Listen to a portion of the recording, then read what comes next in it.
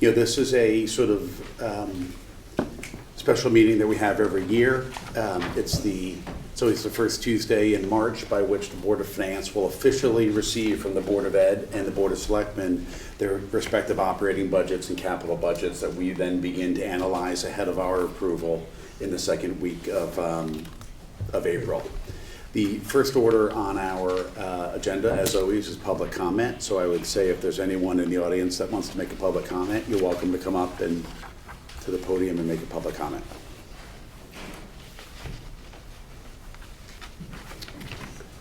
Okay. Hearing none.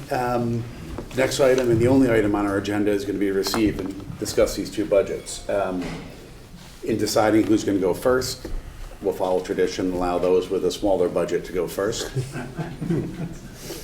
So I think, thank you, John. I have a small budget, but I'm specifically going to limit my comments to under 5 hours, so we'll get you guys to start before midnight. I'm kidding. Okay. Thank you, Mr. Chairman. I appreciate everyone's attention. I'll give you a quick overview of the budget that we're submitting to you this evening, and hopefully have a chance to answer any questions if you have some at the end. I suspect you'll have more during your review process. So let me just start off with an overview of what you've been handed by both boards.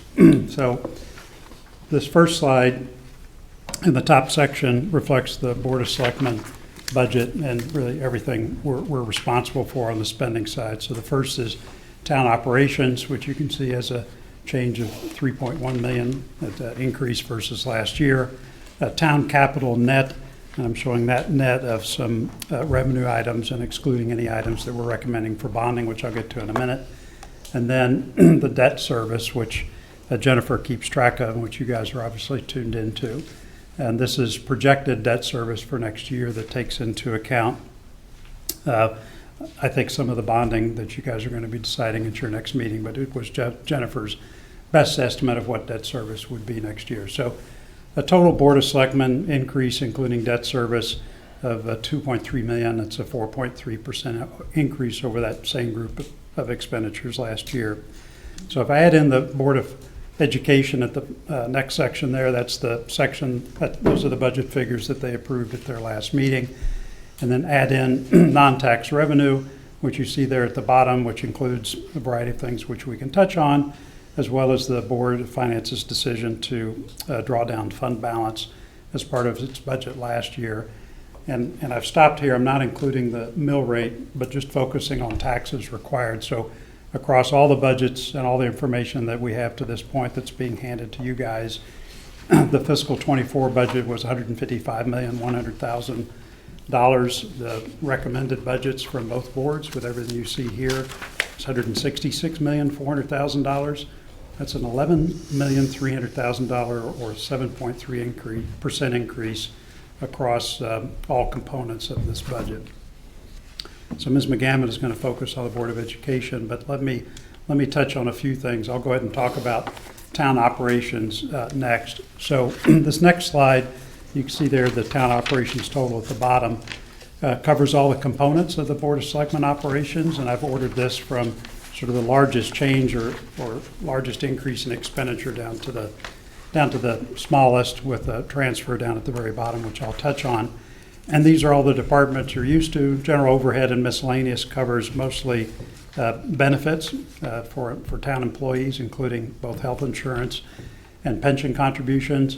Police, public works, library, all straightforward. Human services includes the youth commission, senior center, health department, things like that.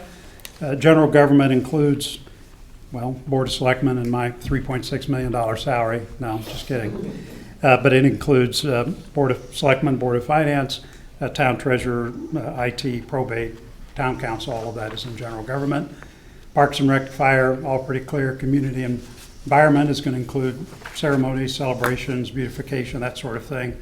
Land use is both planning and zoning and the building department.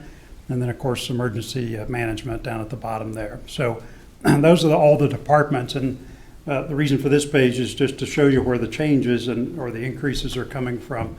by department to get to the very bottom total, which is a $3,053,000 increase. So let's look a little bit closer at that particular number and what's driving it, and maybe some different ways on this next slide. So the first component I'll point out is employee benefits. I talked about that before. We're projecting those to be 18% higher. That's driven by health insurance increases of $788,000, as well as pension and OPEB or other post-employment benefit contributions of $531,000. That's offset by some other decreases, but those are the two main components. Now, we changed our health insurance provider when we put it out to competitive bid last year, and Kate looked around to see if we could get any better deals by trying the same strategy this year, but they've all gotten back to us and said they're not going to be able to budge off the forecasted, I think, 20% increase for health insurance. And so we're kind of stuck with that number, and we're also stuck with the pension and OPEB contributions. Next part of the increase is full-time salaries. So we have a lot of salary changes that are driven by contractual increases. As I've said a lot of times in the past when I was on this board, that the budget process really starts with salary negotiations and union contract negotiations. Those drive a lot of our compensation costs for both the town and the Board of Education, so much so that you could almost argue that those negotiations are the most important part of the budget process, and yet they're not explicitly part of this. But what you're seeing here is $729,000 of the increases for the Board of Selectmen are driven by these cost increases, and they're all, or mostly all of them, are contractual in nature, and again, not something we can really change. One item that you'll notice in there is solid waste services. So we have a contract with a company called Wind Waste, and what they do is they have a contract with us to pick up all of our waste from the transfer station. In previous years, the components of that were recycling, we used to get paid for all that, but times have changed and we now have to actually pay to get items that are recycled shipped out of the transfer station. So one of the things we worked on was, so if you think about kind of the revenue for the transfer station, obviously the residents are paying dump sticker fees for them to drop things off at the transfer station. Commercial enterprises, whether it's construction or anything else, those guys also drop stuff off at the transfer station, and they pay what's called a tipping fee, and that really is a sort of cost per ton of all the refuse that they drop there. And so what we proposed, given that we're having to face a fairly substantial increase for this contract, driven in part by recycling, that those guys pay a higher tipping fee. I think Ed had proposed $50 a ton. Monica raised that to $75. We all agreed with that. That revenue is going to cover a lot of the contractual increase that you're seeing right here. And that revenue is actually in the revenue line that I showed you before on the first slide where it says non-tax revenue. All these revenue increases are actually included in that line. So the solid waste number that you see here, the $382,000, that comes from Ed. That's his best estimate of where we're going to end up on that contract negotiation, which is in progress right now. We have a number in here for transfer to Great Island maintenance. So the way this worked before we bought Great Island, maintenance on the island was in the $400,000 zip code per year, and that was covered by really lease income on the island. So this was from the folks who leased the stables as well as various residents who live in some of the properties on the island. So as you likely know, the tenant that we had at the stables, they decided not to continue their arrangement there. And so we had a lease negotiation with them. They decided not to renew, and they have relocated to other premises north of here. And so they terminated their lease, actually just effective a couple of weeks ago. And so what's happened is that we're not going to have that rental income from the stables, which depending on the month was either $20,000 or $15,000 a month. And so to account for the fact that we're going to have less of that release revenue going into the Great Island Maintenance Fund, we need to do a transfer from this budget into that fund to ensure that the maintenance costs for Great Island are covered next year. And so that's the reason for that transfer. A few other things, library up 4%, which is, well, that is what it is. But of the $3,053,000 increase in the Board of Selectmen operating budget that I point out here, all but call it $250,000, is explained by the factors on this page. And unfortunately, these are not things that, at least in my judgment, are easy to change or consider. They are what they are, but they don't represent new investments or anything that we could point to and say, yes, that's clearly something we don't have to do this year. The only other thing I would point out on this page is that the personnel costs really are wage-driven as opposed to headcount-driven. It is true in this budget, as you guys explore it, that we took the recommendation of the Police Commission and Chief Anderson that they add a 53rd or add approval for a 53rd officer for the police department. That was a considered recommendation on their part, and we decided to support it. It's included in the police patrol compensation figures that you see. It's about $63,000 for the coming fiscal year because it assumes that that person would not join the payroll until call it January 1st. But that single FTE growth is offset by the fact that we never filled the emergency manager director position, and that's come out of the budget. Only other point I'd make on this page that if you look at just town operations excluding library, personnel, benefits, insurance, utilities, solid waste disposal, that constitutes about 83% of that budget. And there's not, again, I look at that as something that unless we decide to cut FTEs or something like that, or make major changes in buildings we occupy and all of that, again, I'm not really sure what we could do to cut that number. And beyond that 83%, there's stuff that's in there that's not included, but that you also reasonably can't cut. I mean, we've got to maintain buildings, we've got to keep our trucks under repair. I mean, there's just a lot of different things in there that constitute what I would call very, very difficult items to cut. In other words, I think I can speak for the rest of my board that this is a pretty lean budget in that regard. Okay. So back to my tracker page here. Now let's talk a little bit about the town capital side of the ledger. So you'll see here from $3.4 million in last year's budget to recommended $3.1. Let's pull that apart just a little bit. So there in the blue is the same numbers, but in thousands of dollars. So there's several sources of the capital that we're proposing for next year from the various town departments that you see there on the left. General government includes things like some software for revaluation as well as IT, which will include computer replacements. That's pretty normal year over year. Of the police capital, about $349,000 of the $444,000 is new cars, again, consistent with prior year practice. We've also got $1.7 million in public works that you'll see there. About $1.5 million of that is paving and new sidewalks. And then finally, gets to a total that we're recommending of $3.3 million when you take out the reserve for capital non-recurring revenue, which is mostly government grants and a few other things. That gets down to $3,058,000 in terms of capital. A couple things about that. So one of them to notice there is I've got boxed in red. One of the things we did was we cut the $650,000 that was budgeted for the Weed Beach short lane improvements that have been proposed by Parks and Rec and that's been approved by Planning and Zoning. The reason for that was not that we didn't support the project, but that because the amount of $650,000 was kind of made up in a sense because they didn't have bids. One thing to point out about this project is that the community fund has offered to put up $350,000 to support the construction of that work down at Weed Beach. So add in $650 and you're kind of roughly at $1 million was their sort of kitchen table math estimate of what these improvements would cost. We didn't want to approve that because I don't want to get into a situation where we've approved $650,000 and it turns out that the bids we get are a lot higher than that. Kind of like HHR, we don't want to run into that same problem again. So we cut that pending receipt of bids for the actual construction. So Parks and Rec has gone ahead and put those bids out.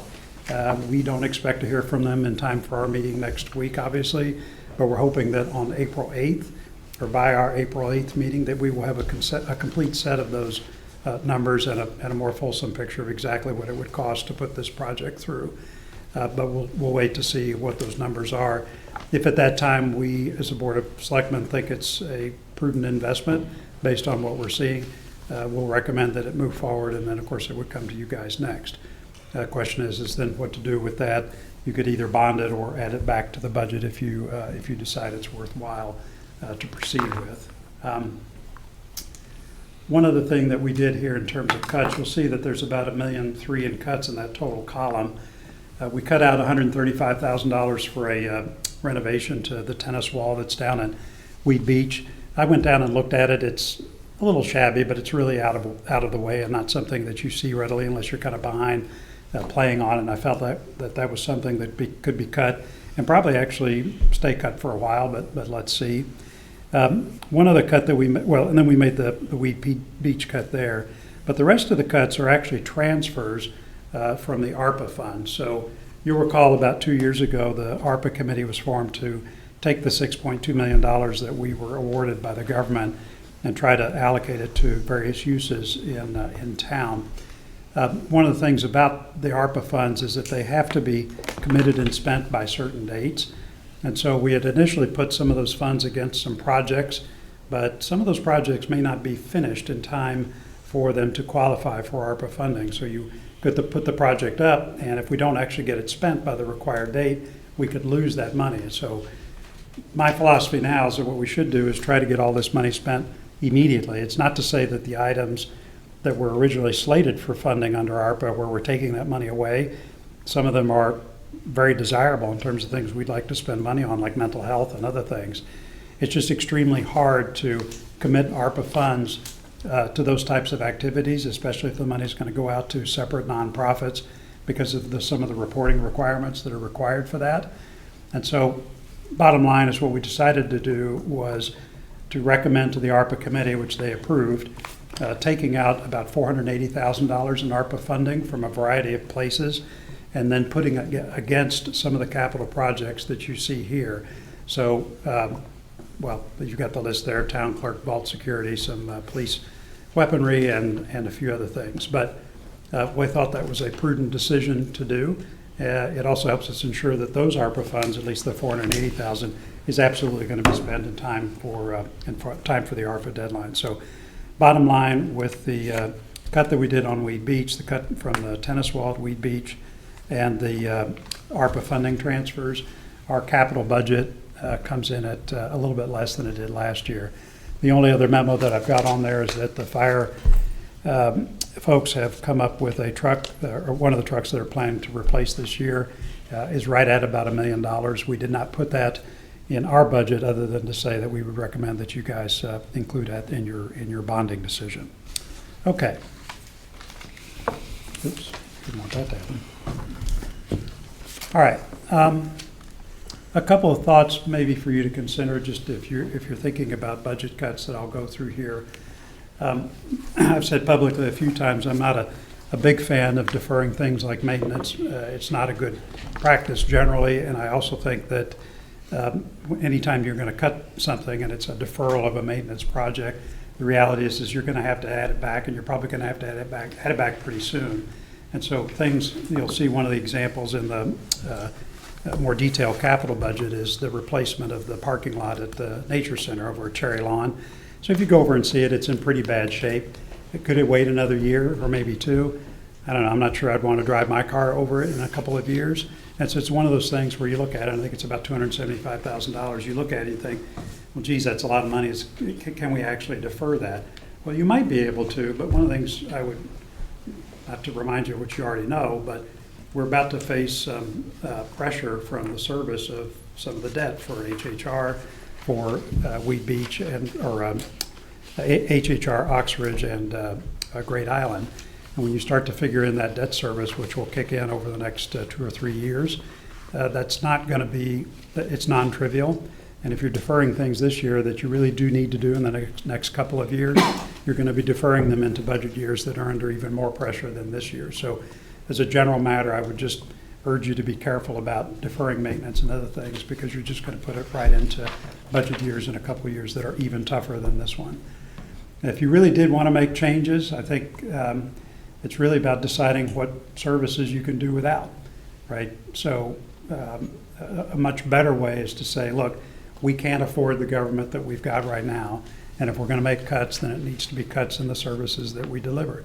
Those are much harder decisions to make because it does affect the folks that have put us here to try and maintain services for this town. My judgment, I think the rest of the Board of Selectmen's judgment as well, is the budget that we've presented to you guys exactly provides the services that we think the Board of Selectmen needs to provide. And we've tried to cut it where we could, but I don't see any sort of obvious changes that would make a material difference in the percentage or the dollar figure increase that we've provided to you. One thing just to highlight that you guys did last year is to talk finally about fund balance. It remains significantly higher than the Board of Finance floor that we adopted a few years ago of 12% of budgeted revenue. So if you look at what we might project for fund balance at the end of this fiscal year, taking into account the current fiscal situation, the likely deficit the Board of Education is going to report, sort of the finance team's calculation of fund balance as of June 30th would be in the neighborhood of $33.8 million, or about 19.27% of fiscal 25 budgets that we've recommended to you. So if you think about that further, last budget cycle you contributed about $2.6 million into fiscal 24. If you were to do exactly the same contribution this year, it would still leave fund balance at roughly 17.8% of budgeted revenues as of June 30th of this year. And that, by the way, is a slightly higher percentage, very slightly higher than the assumed fund balance percentage when you made the 2.6 million contribution last year. So to experiment with this a little bit, I took the same page from the summary slide that I presented at the beginning. All I did was stick the same 2.6 million that you had from your fund balance contribution from last year. If you do that, it takes the taxes required from the 11.3 million, a change that I highlighted, down to 8.7, and the overall increase in taxes required from 7.3 to 5.6%. Obviously, you guys are going to have to decide what you want to do with fund balance, if anything, but just taking a quick look at what the impact of that would be if you did nothing more than what you did last year, it would look like this. So I will stop there for now if you've got any questions, but that's the budget that we're presenting to you with our recommendation. Got it. Well, John, maybe make a few opening comments here. Right, this was the beginning of our process, and I think, the Board of Finance approaches sort of the budget and setting the overall tax rate two ways. One, from a high level, what's going on with the ground list, what's going on with overall revenues and so forth, and what's the effect on the taxpayer. And we also look at sort of what the two operating boards are doing, as far as services, what they're spending and so forth. And we try to pair those together, what's going on at the operating level with what's happening on the top level to deliver, I think as you pointed out, that right combination of making sure we're delivering all the services that we need to and our residents expect, but also doing it inside of an overall tax package that it is still attractive. One thing, just in terms of where you ended up the presentation, was around contribution for fund balance. One of the things that has been a big driver, not the only driver of how much we contribute, has been what the surpluses have been last year. So do you directionally have an idea where you think the operating budget will come out at the end of this year? I will have to defer to Jennifer on that. I don't have a perspective yet on where we're coming out. I know the Board of Education is looking at a shortfall. I'm not sure where the Board of Selectmen is ending up right at this minute. Okay. Well, I think that's one of the things we'll ask over the next few weeks, to really drill down on that as well as the Board of Ed. Well, and I'd point out there's a few things. I mean, you'll get the contract for solid waste, but surely by RTM, but likely before this meeting. We'll have final numbers on health insurance. We'll have a decision on the Weed Beach, $650,000. We'll have a little bit more clarity on where the Board of Selectmen budget is trending. And of course, something that's a lot clearer on Board of Education. So there's actually a lot of moving parts that'll feed into your system over the next 30 days that hopefully will be moving a little bit less by the time you vote in April. Okay. Questions? Just a comment and kind of echo something you just said. Just to report to my colleagues on the board, I did not support the reallocation of ARPA dollars. I was the lone dissenting vote, but I just did dissent. And then secondly, I think what Jim was getting at is something that I was just on that last comment with respect to using the general fund. I think the 2.6 we used last year approximated what the surplus was. And we have been advised over my many years on the Board of Finance not to support operations with the general fund. That's a kind of a bad habit to get into. So I think where we tipped last year was if the town is generating a surplus, let's use that surplus to offset the next year's budget. But to the degree we want to go over that from the general fund, that's something I think we need to be a lot more careful about. That's just my, the last thing I guess I would say is, and without having really done our work yet, an 8% increase in the operating budget, and as you said, this is kind of a normal case year. So we've got debt service going down, we don't have anything particularly unusual in this budget, and it's up 8%. So we're gonna have to look at, why that is and whether that's sustainable as we face in future years increased debt service. That will take that 8% and take it north, all else being equal. Yep. John, you allocated some of the, reallocated some of the ARPA dollars directly for your capital projects, but if I remember correctly, there were going to be potentially some other ARPA dollars that would be turned over to the Board of Finance to apply. Do we have a number for that? Yeah, great follow-up question. So we went back and scrubbed those ARPA numbers pretty hard to see if we could see if there were maybe some candidates for that. And the reality is there were not. They were either sort of projects or allocations that were still in progress that we didn't feel we could touch, or numbers that we felt that eventually people were going to get spent and spend in time for that deadline. The only thing I would add is that we're going to monitor that pretty closely.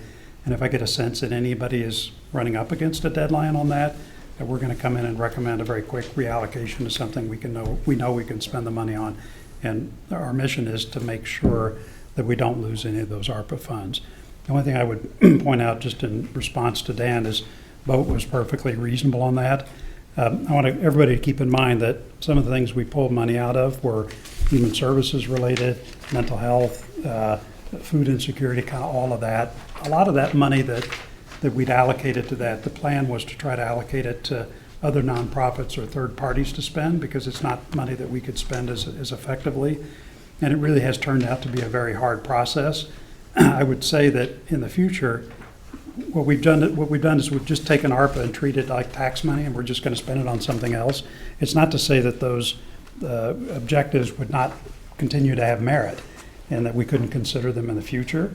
It's just that let's let the professionals in our human services department, if they really want to propose something that says we want to ramp up significantly the amount of money that we spend on those things, they can come back with an appropriation to do that. So, and if they were to propose that as part of a Board of Selectmen budget process, or even a transfer request or new spending request, we are not biased towards any of those types of decisions, and we'll evaluate them on the merit.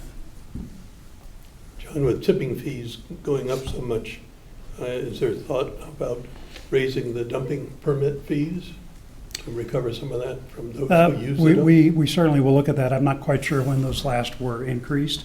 Obviously, we've raised parking fees, we've done kind of all of that, and so taking a broader look at really all of the fees that we associate with town services that are not funded by taxes, but by what I would call user fees. And we should take a close look at all that. There's a long ongoing debate about sort of how much of these things benefit from kind of general tax revenue versus how much are targeted towards the users of those services. And we ought to always be taking a look at that to try and answer the question is, do we have that optimal mix, if you will, between general tax revenues and user fees? I suspect we're okay at the moment, but that's not to say that we couldn't try to raise additional funds from tweaking all that. Yes. It's probably my poor memory, but can you dig into the full-time salary up 5% number, and is that like across the board? I don't remember contracts being up 5%.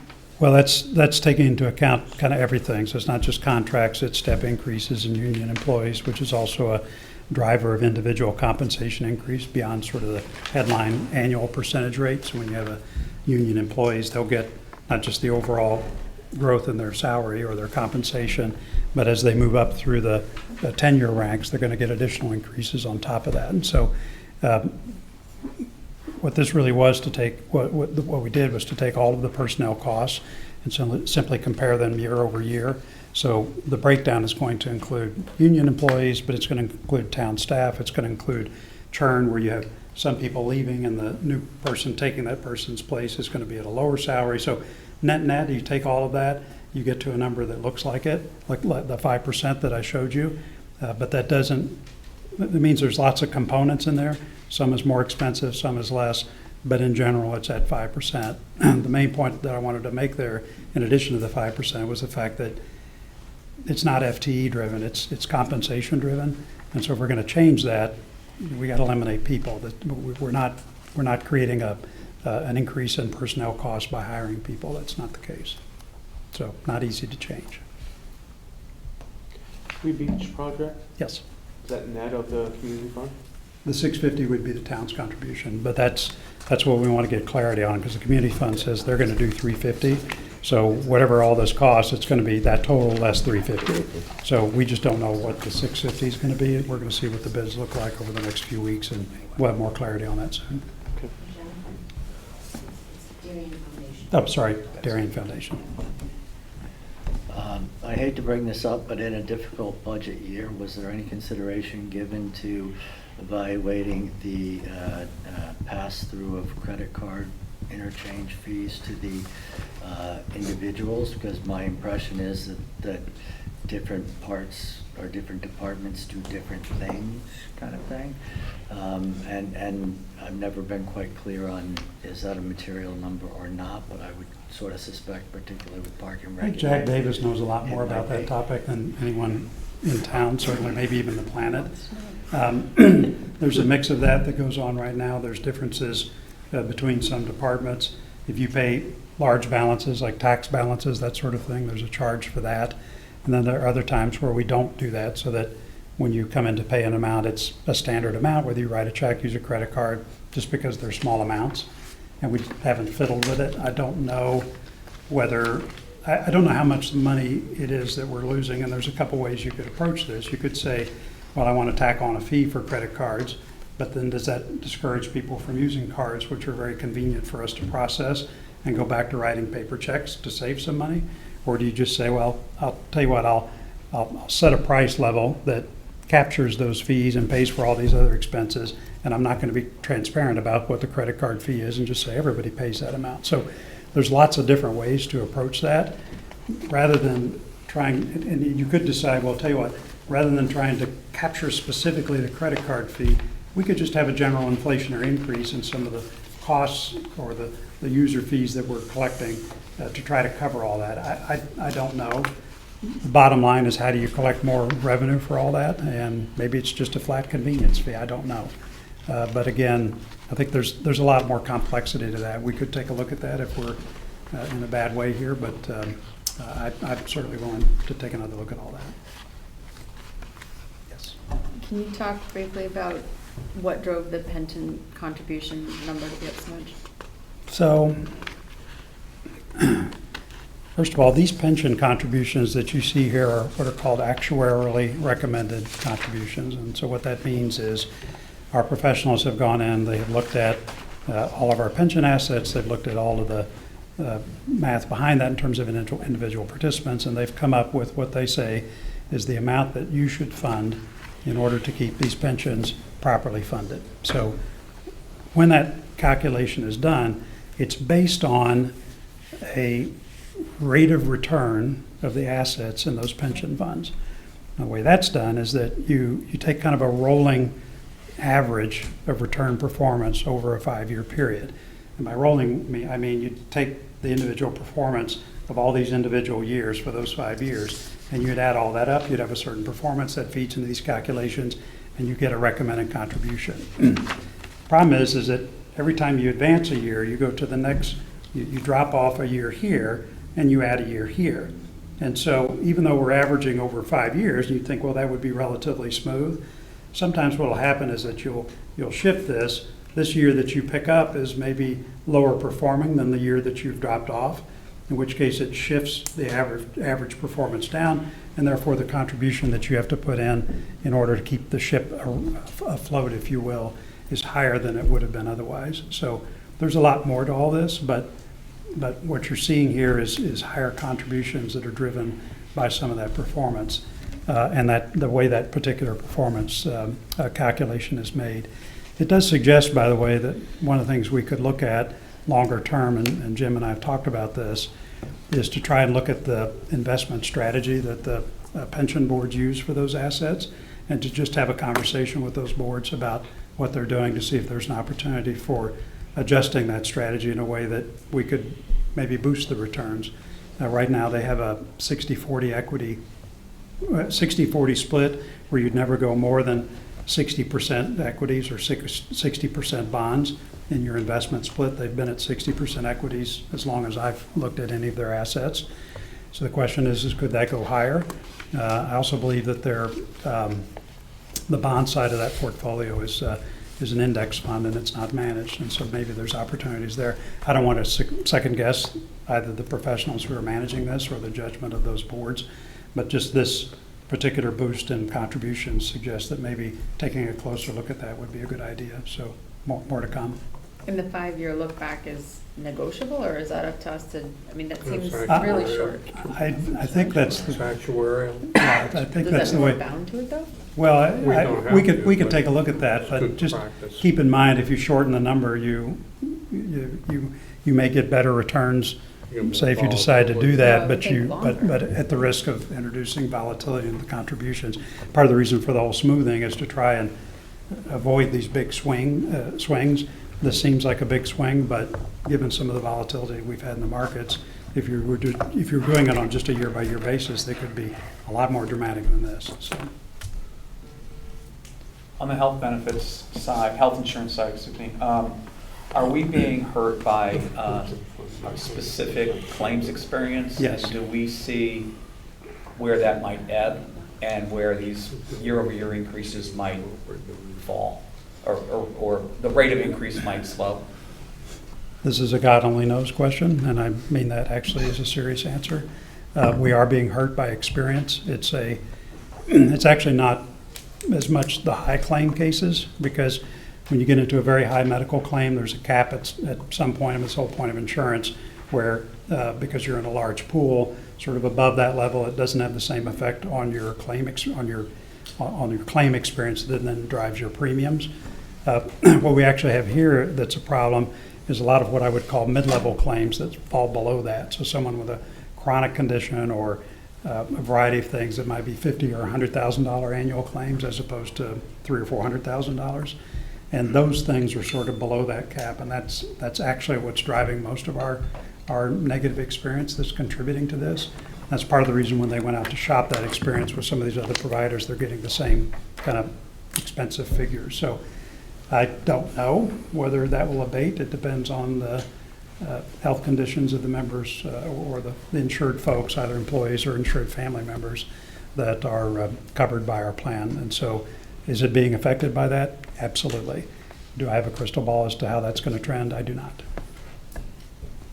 Well, John, Yes. maybe in closing, one of the things I would ask, we can work together, I think, with staff, is to come up with sort of a forecast. There's a lot of sort of capital projects, whether they relate to sort of retaining walls at the firehouse or with the Weed Beach project, where they may not have made it for this budget schedule, for this capital, but if they're going to be out there and they're going to be coming either later this year or sort of intra-year appropriations, I think we want to make sure that we have all of those sort of identified, so as we begin to think about how much we want to use out of the general fund, either return surpluses or extra cash that we have, that we're sort of planning what's coming, Yep. 3 months, 6 months, or 12 months away. Okay, can do that. Thank you, friends. Thanks, John. Thanks.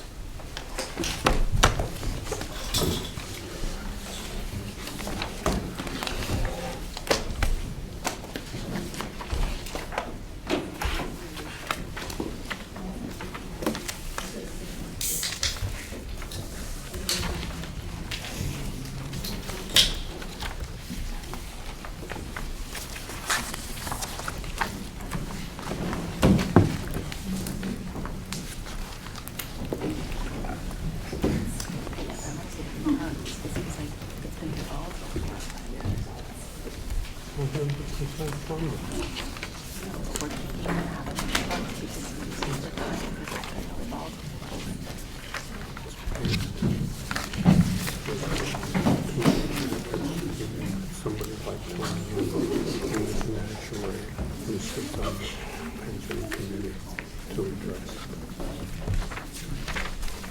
People in this room don't know what they're talking about. We used to scrape the using the wrong number.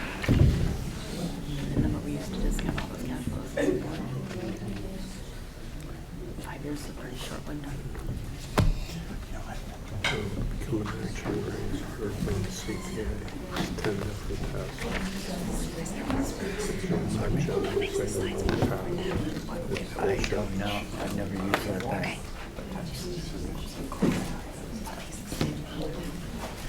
What makes it? Does he have a clicker for his computer? Maybe, I think he just maybe hit on his. I don't think so. No. Ask him if he has a clicker. Otherwise, just hit the up down arrow.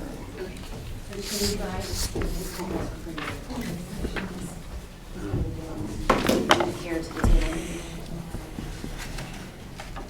Thank you.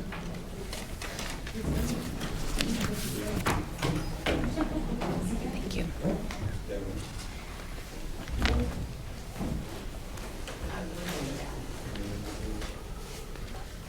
Yeah, ready. All right. Hi. Thank you guys for having us. Happy to, or not happy to follow John. So I'm going to just start with where we're starting. Our proposed budget for this year is $121.9 million. It's a 6.48% increase. Some of you may have seen a version of this slide back in November when we first talked about what was going to drive our budget going into it. And again, a lot of the conditions are the same. The first thing is contractual salaries and benefits. Some of that is the actual price of staff, and some of that's quantity. I'll talk a little bit more about quantity later in the presentation. But of course, you can see at 4.65%, that's more than 70% of our increase. The teachers are 1.9% of that. The administrators union is 0.34% of that. Non-certified staff are 0.54% of that number. ESY is 0.25. And together, insurance and benefits are 1.58% of that increase. Special education is also a large driver. So we've talked about our identification rates are high at about 19%. That is a historical high for us. It is a high number in general, but a lot of districts around us are experiencing an increase in that number. And our bus contract is coming in quite a bit higher, showing a 0.44% increase for this budget. Okay. So again, we look at last year at just under 115 million. Allen came in at about 6.19%. We added some, in particular, teachers and staff back in. And then we took a look at areas where we could save contractually. We made a few adjustments to things like professional development, added in some fees, and are coming to you guys tonight with a 6.48% increase. Okay, so I want to back up a little bit. I just showed you numerically what the environment is, what brought us to that point, but I want to talk just more conversationally about what's going on. The first thing is the supply chain for teachers. We are pinched all along the pipeline. We have accelerated retirements of teachers leaving the profession early, whether it's because they've aged out or because they're just deciding to seek something out. You can see up here that there are over 1,300 open teacher positions in in the state. It's particularly notable that a lot of these vacancies are in special education, math, and science. These have historically been areas that are harder to staff on a relative basis, and they continue to be even harder. So that manifests for us in accelerated turnover, both for teachers and for administrative staff.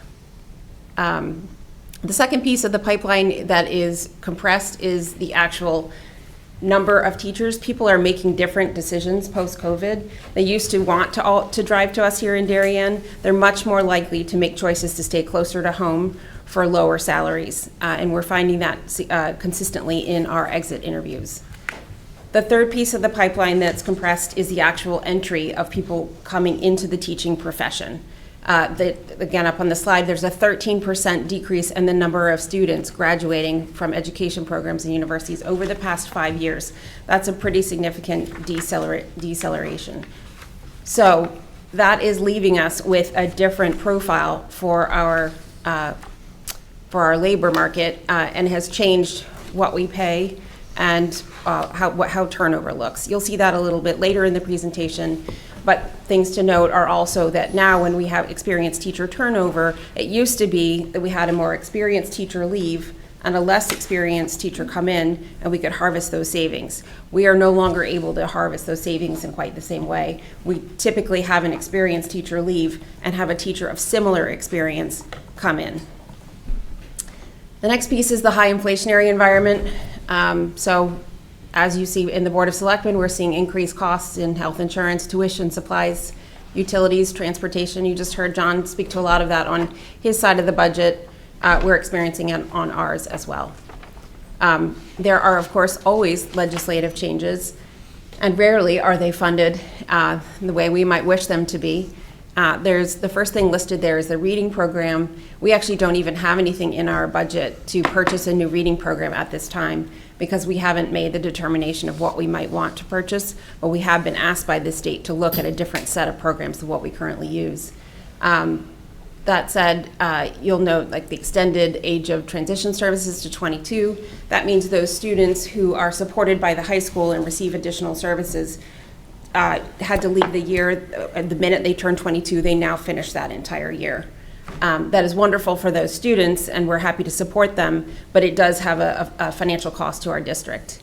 There was also a change in the kindergarten legislation where we've moved the age of entry back, up to September 1st. And so we're looking at ELP and how that runs. That's our early learning program to make sure that we're capturing the needs for any students who might need ELP services.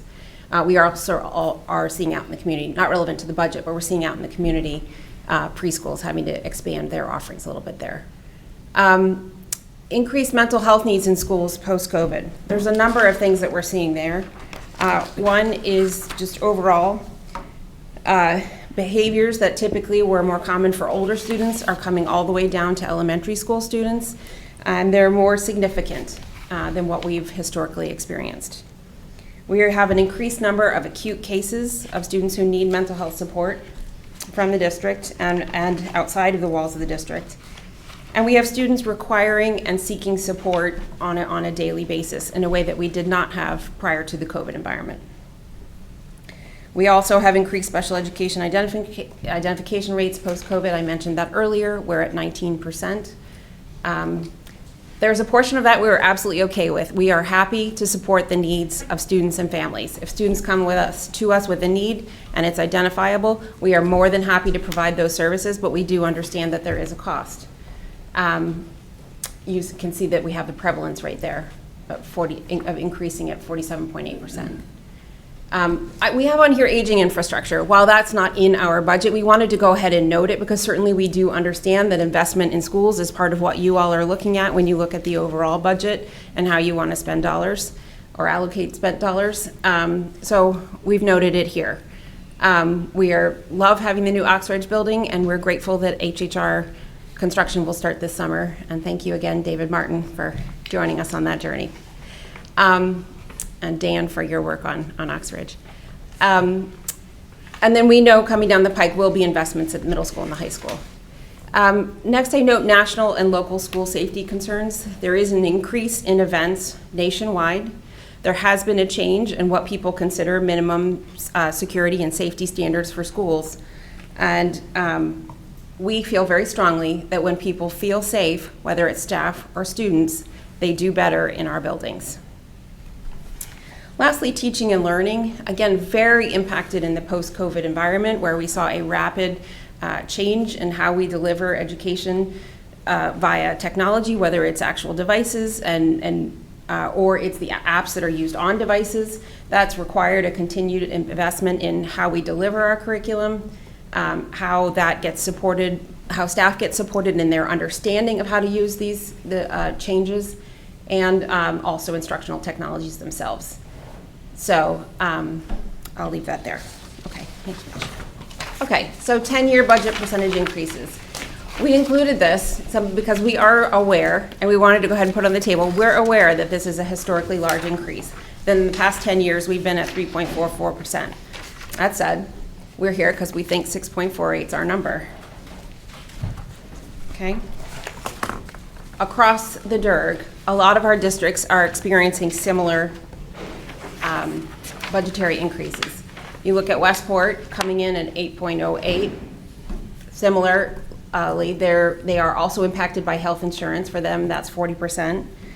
For us, going a little further down the page, Darien, 13.85 for us is health insurance. Or Reading right below that, which is relatively low, but still they have an 11% health insurance increase. So a lot of boards of education around the state are looking at higher budgets. A lot of the drivers are similar: health insurance, higher costs, a lot of them being experienced across the board, but especially in education, and other types of contractual increases like transportation. Another place you see the increase in costs and the impact of this educational environment that I've been describing is in our 10-year operating budget history. We are usually very proud to return dollars to you all at the end of the year. A lot of those dollars come from different places. If you look back at fiscal year 20, that's $264,000 of unused budget control, and then of course some COVID impacts. But fast forwarding to 20 and 23, those are excess cost dollars that we were able to return to town. In 24, you see a deficit from the loss of staff turnover savings starting to appear. You also see increased special education costs, which are driven by increased need. And again, overall, just the actual cost of tuition or cost of contractors in many cases are going up. Okay, thank you, Rich. Through that, our enrollment is relatively flat. Next year's enrollment decreases by 3.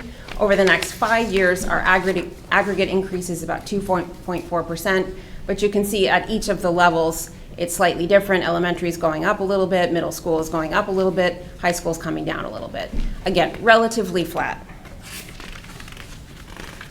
So, our net current expenditure per pupil is up. Again, something that other districts are experiencing: health insurance, special education expenditures, fixed costs, and salary increases. So nothing unexpected in what we're putting in front of you guys today. All right, so given all of that, how do we approach the budget this year and leading up to this year? The first thing we've been trying to do over the past couple of years is to be more explicit in our prioritization and to think multiple years at a time. We're trying always, every year, to maintain a focus on high-quality programming and student-centered programming. That has been our lens and what we're trying to organize around. Because we're trying to keep that high quality, we've also looked carefully for efficiencies and for other kinds of creative solutions to try and offset the increases we've experienced over time. In this budget, you see us focusing on recruitment and retention. You can understand why from what I said earlier. So you see the contractual settlements. The other thing that we took a look at, I talked about, compression in the pipeline, more people moving around and making different kinds of career choices. We're also finding that people are moving mid-year in ways that they didn't used to, and that it's harder to get substitutes. So we are directing more resources towards making sure that we can provide building substitutes. That matters just in terms of the student experience in the classroom, but it also matters in terms of quality of life for teachers because they're having to cover classes over and above their additional workday. So we're trying to make sure that we are very that we have a robust substitute pool to pull from. Second big component of this budget, but also previous years, is making sure that how we define administrative work actually defines, it meets and matches, what the work year looks like. So particularly in special education, where we have really a 12-month work year, we had a number of staff allocated who were working only a 10-month year. So we've increased the number of days that our assistant principals work. We've also moved several of our special education administrative staff from a 10-month to a 12-month year and consolidated one of those positions. We were focused in the last contractual negotiation on work-life balance And we think that's a really critical part, again, looking at the pipeline, not only what we want to create, because we want to be a place for Darien to work, but knowing that we have to be a good place for Darien to work because the pipeline's so constricted across the board. Okay, the next thing is programming expansion and meeting student needs, whether we're talking about ELP and changing that, our early learning program, changing that from a 4-day program to a 5-day program, enabling all of our students to have more days on which to receive the socialization and the education of elementary school, and for those students who receive services, giving them 1 additional day to do that with their peers in the classroom. Another piece of that will be transition services for those who are 18 to 22. A very critical piece of programming expansion was taking a close look at the middle school and seeing what the needs of that cohort are. Middle school has needed attention. A lot of the kids in that age have showed various signs that they're needing attention. So not surprising, again, I talked about mental health and I talked about educational needs. And I talked about high identification rates. When you have high identification rates, one of the most important things to do is to look at your general education supports. So you see us allocating some some staff or teaching time explicitly to SRBI to make sure that we're providing additional support at the middle school level. We identified the opportunity to take a look at our scheduling practices in middle school and in certain portions of elementary school. We are going to continue that work as part of research this coming year.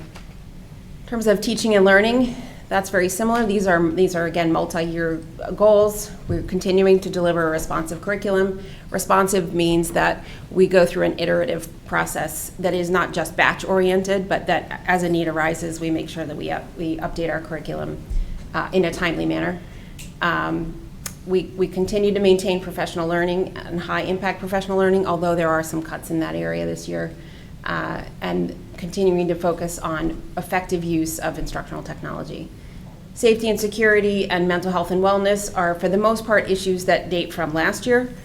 There are some adjustments this year to how we're using the campus monitor role, for example, particularly at the middle school, and you see us adding Team Talk to the middle school through a grant.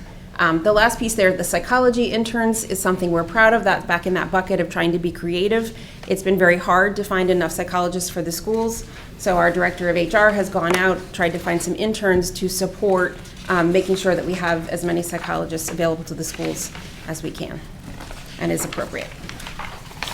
So how does that look in terms of FTEs? Basically, it is an increase from fiscal year 22. It's 39 FTEs over the last 4 years. There are increases and decreases in the individual categories, as you can see. But effectively, we've added 27 special education paraprofessionals, which is driven by IEPs and therefore obligatory, and then 12 drivers that is driven by hopefully achieving some efficiencies and savings. But again, the number of administrators is relatively flat. The number of teachers is relatively flat. You can see that higher number in paras. Security is at a 50% because our campus monitors are also in that category. On the bottom there, you see food service, where we have moved to a contractual relationship with a company called Chartwells. And so we are gradually moving our employees to that company. Okay, so I mentioned earlier, the third portion of the budget approach is trying to find efficiencies over time. You see us back in fiscal year 2016, first looking for Suburbans as a way to offset transportation savings. And of course, we will be talking about that some more this year, expanding that transportation program. But these are some of the things we've looked at over time. Just to keep that top of mind, I don't know that you need me to talk to any of them. You've seen them all before. I did just mention transportation. Just a note here that we have identified an opportunity to bring all of our special education transportation in-house. You all are waiting additional materials and information from us, both on the financials and on the operational side. But what is in our budget assumes that we would move forward with this transportation model. The operating side's in our budget. There's a special appropriation that is the capital side that is separate from the budget. If you were to approve it, that would keep the budget as is. If you were to approve only the small expansion, which was originally in our capital plan, that's that second number, and that would bring us in at 6.83. If you don't approve any of the vehicles, then our operating budget is really a 6.96, because there are operational savings baked into the budget. Okay, so lastly, we have a fairly small number of capital improvement projects. And I won't go over them particularly, they're all listed right there. The reason, of course, it's small is because we have HHR going and Oxbridge is a new building. So we've been pretty minimalist in terms of what we're taking on this year. And these are all effectively maintenance for a variety of reasons. And that's it.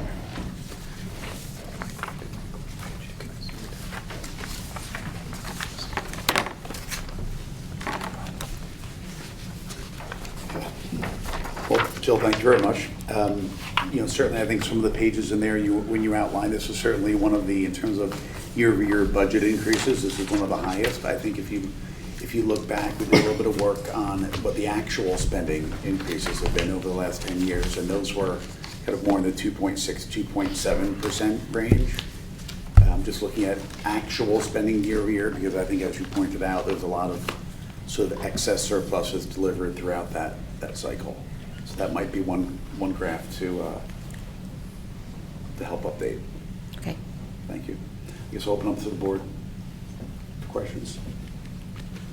On page 13, there's a comment there that both require P and Z approval. Yes. Could you just tell us why? Yes, because right now we have 6 Suburbans at the 35 Leroy, and we want to increase that up to 8, and it is that P&Z recommends that we go to get an approval to increase the number to 8. And we also want to add it. Why Sorry, go does ahead. P&Z So the have? special permit only allows for 6 student transportation vehicles currently, so anything above needs. Thanks. Also, what percentage of excess cost reimbursement is assumed in your budget? 75%.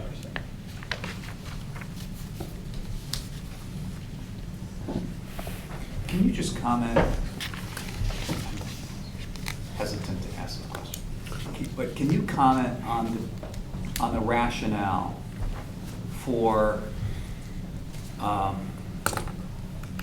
adding to the superintendent's proposed budget and deciding not to adopt some of the changes that he had proposed in his budget, and actually increasing his proposed budget by, as you articulate here, something like $300,000.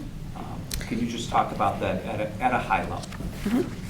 Yeah, one is an item, the easy one is an item that we move from capital to operating, just based on the recommendation that we keep large-scale furniture purchases in operating. That's the easy one. The other large drivers are staff changes, where we decided actually as a board, even though you'll see that our votes are mixed, there are different philosophies, but at the end of the day, the belief was that given the populations, given the suite of needs, given the difficulty keeping buildings staffed, that people preferred to have more staff than less. So I think there were a couple different areas in staffing. I think there was some administrative adjustments that were recommended. There were some teacher adjustments, I think, that came out of a consultant that you all hired that came in and worked with staff over a period of time to kind of determine the right allocation. Can you talk a little bit about, some of the differences? I know some were added back, some were, in some cases, you followed the superintendent's advice, in other cases, you did not.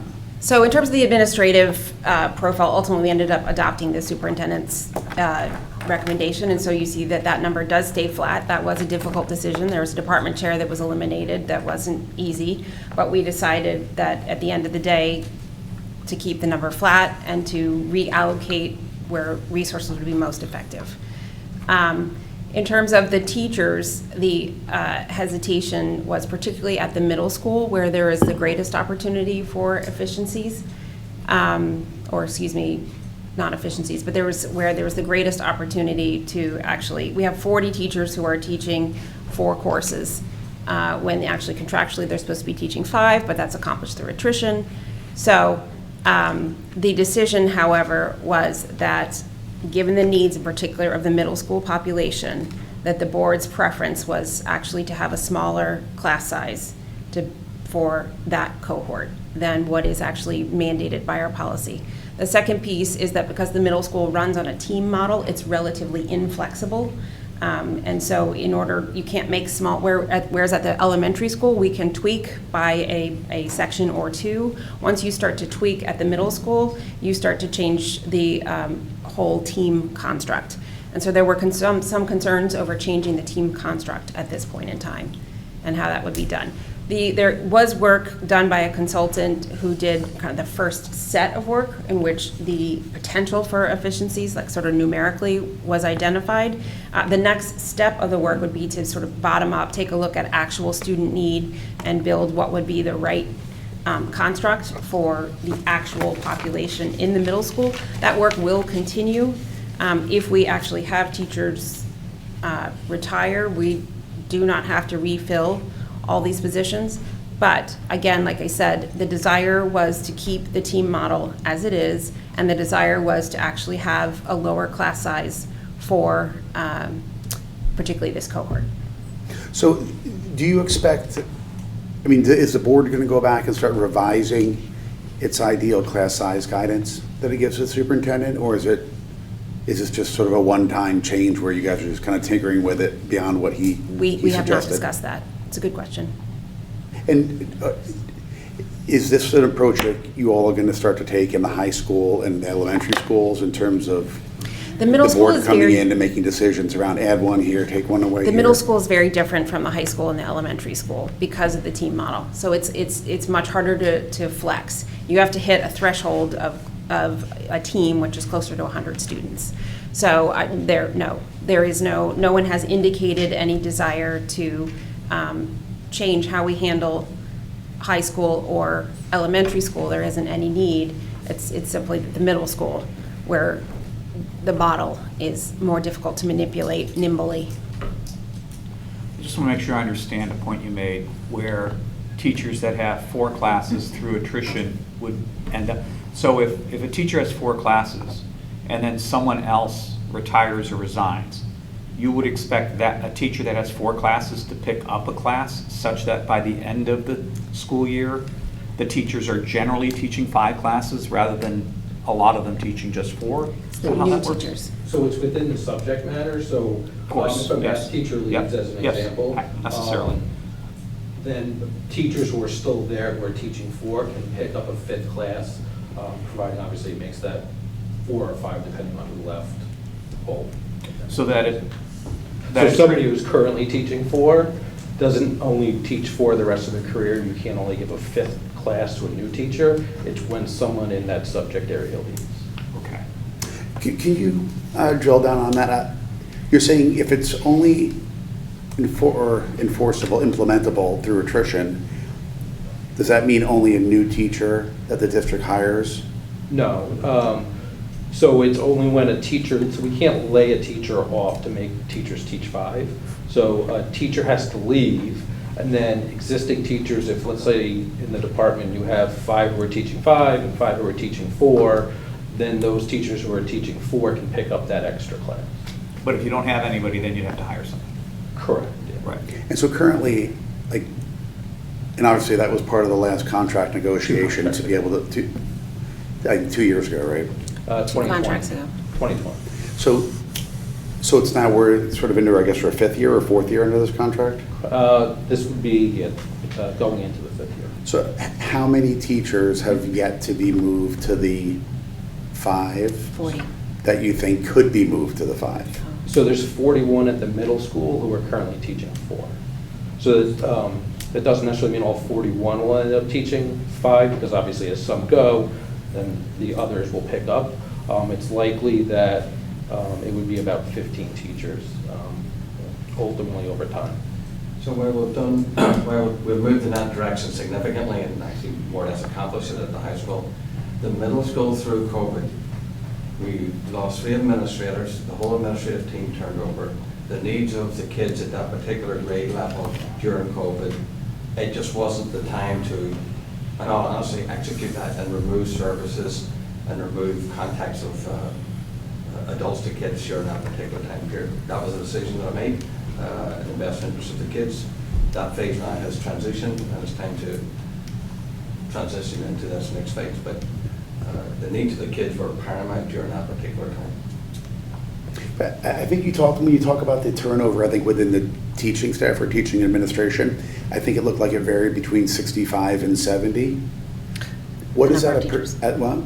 Go ahead. Oh, between 60 and 70. What is that as a percentage of the overall About teaching? 14%. About 14%? But the fiscal year '22 was only 35 staff, right? That turned over? Correct, yeah. So we did see a big jump post-COVID. That was one of my follow-ups.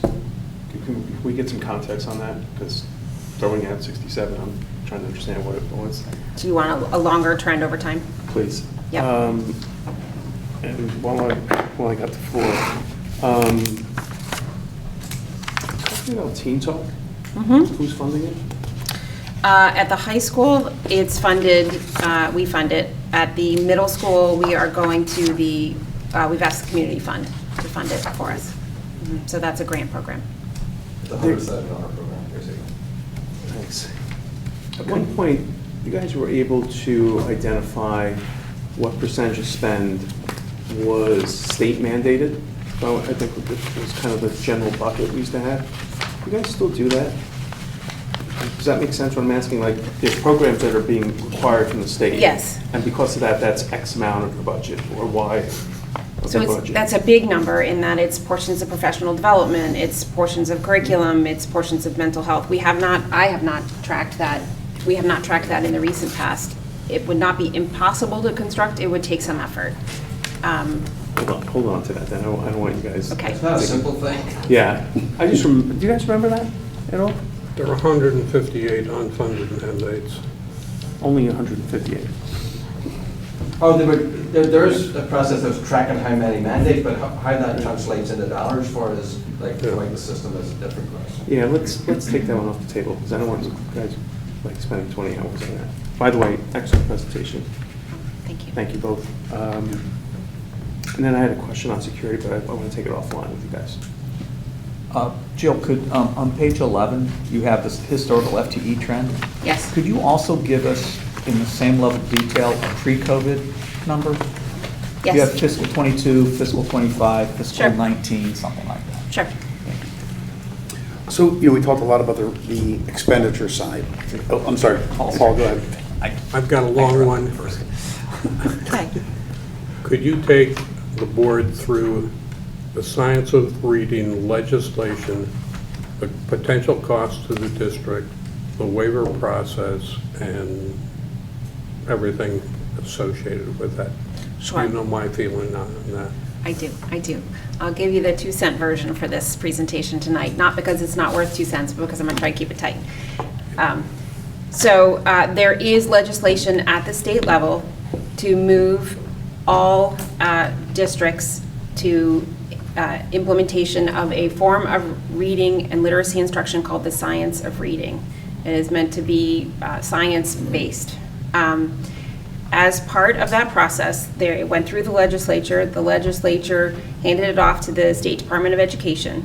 The State Department of Education then created a committee to review all districts and first it created a waiver process whereby districts could either select from a set of curricula, a purchased curriculum. I believe it started at 3. It's ended up at 7 now, where the state said you can purchase one of these 3, then later these 7 programs. If you did not want to purchase those programs, you went through a waiver process. It's quite extensive. We spent many person hours filling out the waiver. Ours was how many 100 pages? Enough. It's big. It was quite extensive. It was actually reviewed not by the State Department of Education, but by consultants from Public Consulting Group who were hired because the State Department of Education has neither the capacity nor the expertise to review programs at this level and of this nature. So districts our waiver was partially declined. There are districts around us who received waivers. There are districts around us who were completely denied, like Westport. There is a lot of discussion across the state about this. It is an unfunded mandate. It is unusual for the state to prescribe specific reading programs or math programs, but in this case it's reading, that districts have to purchase. Again, the state does not have the capacity to do the kind of work that they have taken on. So as a district, what we have elected to do is to take the opportunity to look carefully at our reading program to see if there are areas we want to improve. I would also note that the State Department does not include a performance metric in the way that we would expect to see. They're really just looking to see what you're doing to implement. They're not looking at how well you're doing any of it. However, we are going to take the opportunity. We are looking at our reading program. We are asking locally for some real discussion about metrics and how we think we're doing for our cohort. It is possible that after that review that we will need to purchase some new curriculum, either because we've decided that we want it to, or because the state maintains their course and decides to continue to mandate that we have to purchase one of these 7 programs. Is that you have more to add, I'm sure. Has it passed everything at the state level it needs to be enforceable? Does the governor does he weigh in, or where is it at the state level? This is happening, or this is probably? So it was passed last year and the year before. It started a couple of years ago, in 2020, I think. So yes, it has passed. It's just this waiver process is relatively new. A lot of districts are in the process of trying to figure out how they're going to respond. You're seeing a variety of responses from other districts. Some are in favor of it and embracing it. Some are doing sort of a hybrid approach, kind of what we're doing, trying to keep our own independence, but also taking the opportunity. Some are ignoring it altogether. So this is the last week of the legislative body that's really going to act on this. So the legislative, somebody to intercede basically at that particular level at this point, because it's proceeding forward. These are programs that school districts all across the state, some of them are using, inner cities are using. There's no metric they're providing. We're taking an opportunity to look at it. How about SBAC scores? Pardon? How about SBAC scores? They refuse to tell us what their metric is or what our metric should be. So how do you know if it's good? Well, And you have a bunch of bureaucrats up in Hartford telling us what to do. But this is the level of. It's going to cost my district $500,000 to implement this, and we are meeting standards. And I told my superintendent, it's like if I were a right-handed baseball hitter hitting 300, next game he tells me to bat left-handed. Well, it costs us $500,000 or $600,000 if we have to implement something But- like a complete new program. But we should form a group. Kim Healy, a select woman up in Wilton, is gathering data to refute this, because we should not stand still and let it be implemented by some bureaucrat. So we are, our legislators are active on our behalf, and we've met with the legislators and professional organizations such as the Superintendent's Association are advocating. So everybody's, well, can't say everybody because some people agree with the program. And by the way, I should say that the principle of all kids reading in grade 3, totally agree with it. Like I've no problem with the. But if they don't have premise. metrics, how do you know if it's working? Plus, Durg A is fine, but the other Durgs, the lower performing Durgs, got waivers, much more than Durg A or Durg B. And that's an inequitable. It doesn't make sense, Paul, on a number of levels. You've got school districts who were awarded blue ribbons for their improvements in reading and so on, and they still have to change. Anyway, there's just a lot of. Okay. Well, there's nothing baked into this budget related to any of the changes. There's correct? nothing, but that doesn't mean you won't, excuse me for interrupting you, that doesn't mean you won't see us. If it is truly mandated that we have to purchase one of those programs, you may see us. Otherwise, we will follow our natural course. We may decide to do some improvements to reading as a part of our natural process, but Well, the State Department of Ed didn't create this, they didn't mandate it, they didn't fund it, and it sounds like they can't actually measure it, the success of it, right? they are mandating the purchase of certain. Well, as a result of legislature. Well, anyway, there's nothing in the budget right now, right? Yes, there's nothing in the budget right now. Okay. One last follow-up on that. Sorry, did you have a question? What happens if you don't? What happens if you don't implement it? So Is there a penalty? Is there a downside, like monetarily? What would we Typically, do? they would withhold grant funding. Grant Grant funding? funding or ECS funding if we don't implement the mandate. Well, luckily, that's very small. Well, not on the building side. So with respect to, we talked a lot about expenses on the revenue side. I know there was some discussion during the budget. Are there any material revenue changes in this year's budget versus last year? No, we're doing a pilot with Blue Wave Booster Club. We're grateful to them. We're going to run a beta for some advertising in the fall, but nothing material will show up for a year or two. And even that, with $121 million, what is material is. But we're excited about it. Taylor? I remember vaguely, the middle school teaming proposal was to cut one team, right? So that was how it came out of the gates. Subsequently, the staff took a look at different ways to possibly impact the team model. So there are multiple ways that one could rejigger the teams. I think there were at least 3.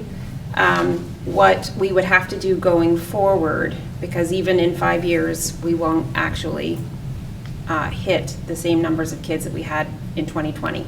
What we would have to do going forward, were we to change the team model, is ideally look bottom up to see what actual student need is and how you would want to adjust it. But again, there was not a desire to change the team model at this time. Well, was there ever a proposal to wholeheartedly change the team model or just reduce one of the teams?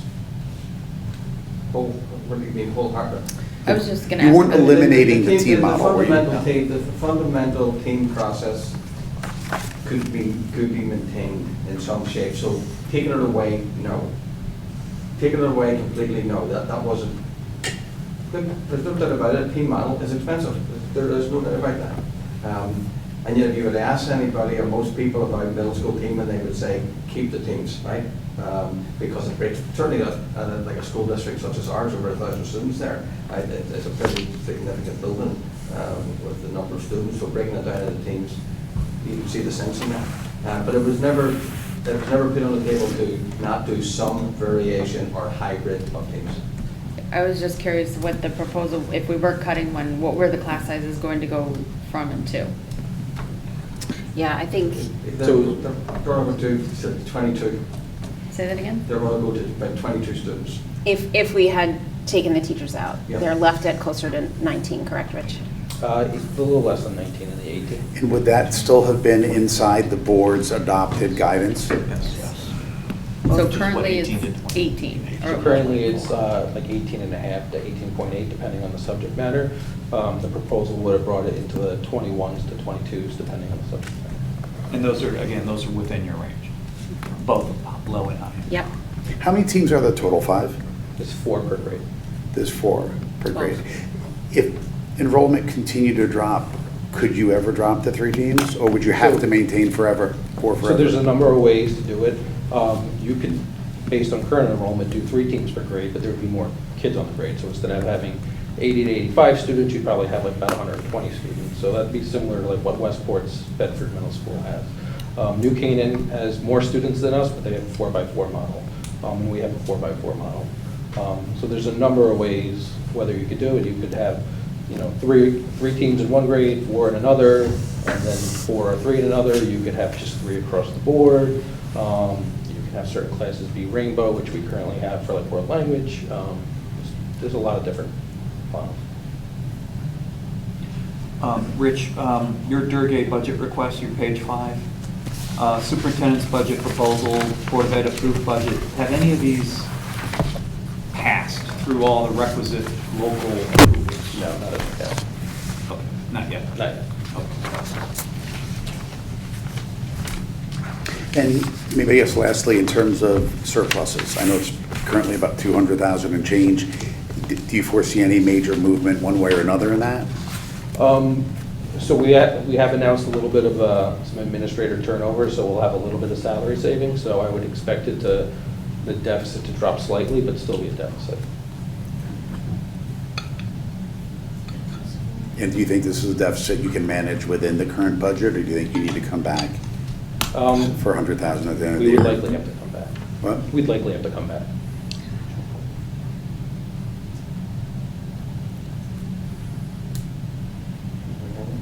Yes. Right?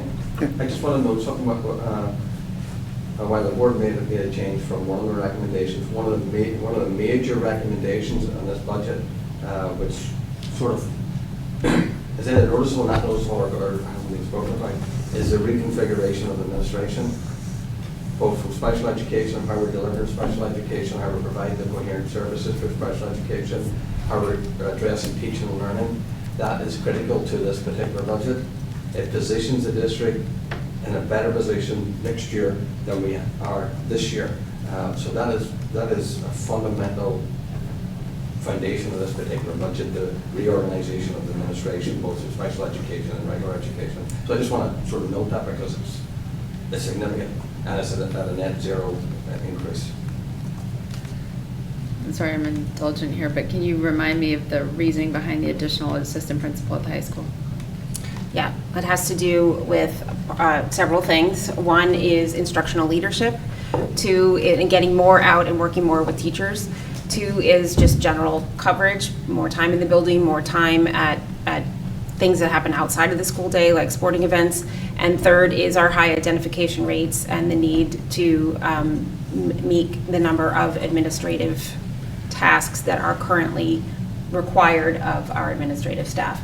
Again, high identification is one of the drivers because those processes are long and intensive, important, but long and intensive. There are other administrative tasks that are currently required of our assistant principals, like, for example, bullying and things like that. There is now a legislative process that folks are required to go through. So the level of administration, truly, or bureaucracy, while often important, has certainly continued to increase over time. You said we're going from 4 to 5, is that right? We're going at the high school, we're going from 3 to 4. At the middle school, we're going to 3. So it's almost 1 per grade level. And will they take on any of the work that the department chairs are currently doing, or is this completely new work? So they'll take on some responsibilities around special education in particular. The teach and learn part of the administrative role with the assistant principal is significant. Our administrators, I'll say just casually, and this should be taken into context, need to get out of their offices and need to be in the classrooms with the teachers and need to be in the classrooms with the students. They know a lot of our special services families and so on well, which is great, but they need to know everyone, right?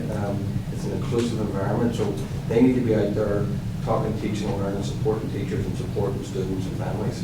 And so sorry, what was the last part of your question, sir? The question was just whether some of the additional administrators would be taking on some of the responsibilities that department chairs have. Invariably, they'll take a wee bit of responsibility, particularly for the trade-off that we did for the world language, because we reduced the world language department chair position in order to keep this in net zero. It isn't designed it's designed to supplement, not to take over work from the department chairs, with that one exception.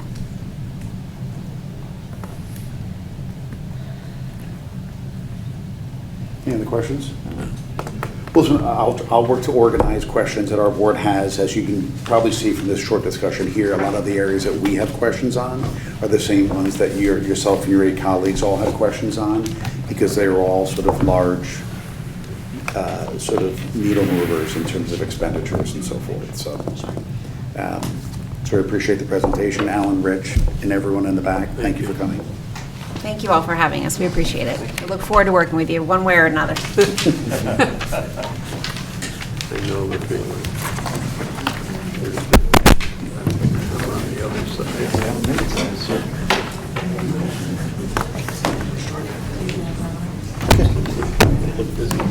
No other items on the agenda. Is there any new business? Yeah, motion to adjourn. Okay. Well, our next meeting is going to be a week from tonight. Just a reminder to everybody in the audience, our next meeting is next Tuesday. It's going to be in the auditorium. And it's going to be, it's actually going to be in room 206, and it's the official public hearing that the Board of Finance has to hear constituents' comments on both budgets. So if there's no other new business, I'll entertain a motion to adjourn. John moved, Dave seconds. All those in favor? We stand adjourned. We're doing public hearing in this room?